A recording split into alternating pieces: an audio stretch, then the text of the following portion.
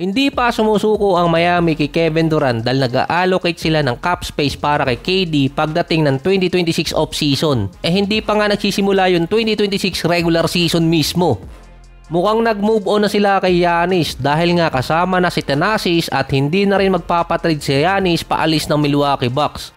Dapat ang Miami ang frontrunner na makakuha kay KD sa trade mula sa Phoenix Suns. Kaso ayaw nilang ibigay yung isa sa young player sa pagitan ni Kelly Oubre at ni Nikola Jovic.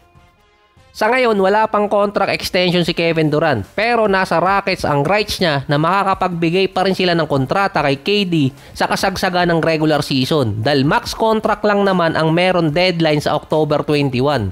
Yung mga player na merong eligibility hanggang matapos yung regular season pwedeng pumirma ng kontrata. So base naman sa mga taktika ni Pat Riley, lagi siyang meron 2-year plan na target na player. Hanggang ngayon wala pa rin siya nakukuha.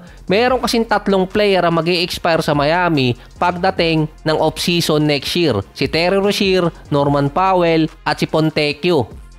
Magkakaroon agad ng allocated na 55 million na magkakaroon ng open salary cap para sa kontrata kung sakaling dun gustong pumunta ni Kevin Durant.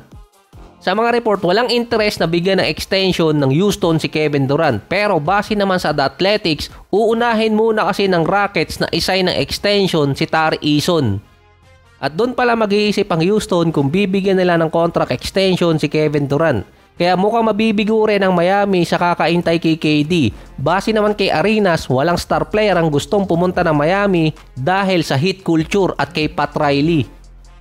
Dahil naman sa tagal ng sitwasyon ni Kuminga sa Golden State, si Al Horford at ibang veteran player nagtatanong na ng clarity kung ano ba ang magiging sitwasyon nila papasok ng October 1 dahil ito yung deadline para sa qualifying offer at papasok din ng training camp.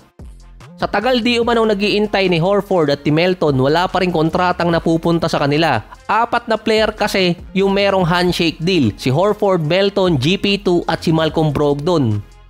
Based sa NBC Sports, nagtatanong na yung mga veteran player kung tuloy ba yung kontrata nila sa Golden State dahil papalapit na yung training camp at wala pa naman binibigay sa kanilang kontrata. Dahil wala pang clarity yung binibigay ang Golden State sa mga player na sinabing pupunta sa kanila at wala ding clarity tungkol kay Kuminga. Wala rin naman kasing pupuntahan si Jonathan Kuminga, either 45 million or kaya qualifying offer. Dahil kung pipirma si Kuminga ng 45 million sa loob ng 2 taon, 20 million mahigit yun per year, may offer pa rin yung mid-level exception, isa sa 4 na player.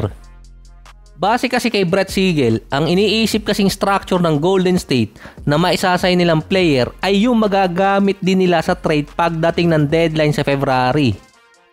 Kaya nakadepende sa pipiliin ni Kuminga na kontrata kung yung 45 million or yung qualifying offer. Kasi isa doon, mas madadalian ng Golden State na makapag-trade. Kung nasa 7.9 million ang qualifying offer, pasok pa rin. Merong isa or 2 player doon ang lalagpas sa veteran minimum contract. Kaya no sense na intayin din ng Golden State si Kuminga bago papirmahin yung 4 na player. Dahil nasa Golden State pa rin naman ang rights para dito kay Kuminga, kaya kahit lumagpas sila sa salary cap, maipapasok pa rin sila doon. At kahit lumagpas sila sa tax apron, pwede sila makagawa ng another transaction.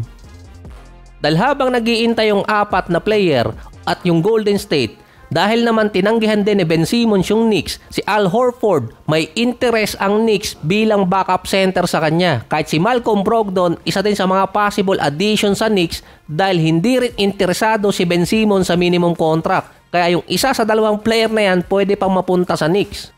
Kaya nagtatanong na di umano yung 4 na veteran player kung may kontrata ba or wala dahil merong mga teams ang may interest sa kanila. Hindi lang Golden State. Kaya naiipit yung Golden State pati rin yung 4 na player. Sa 4 kasing player mula kay Horford, Brogdon, Melton at dito kay GP2, sa 4 na yan ang pinaka-safe kung walang kukuhang team ay si GP2 dahil kahit masagwang pakinggan, nasa Golden State ang bird rights niya kaya kahit lumagpas sila sa cap space.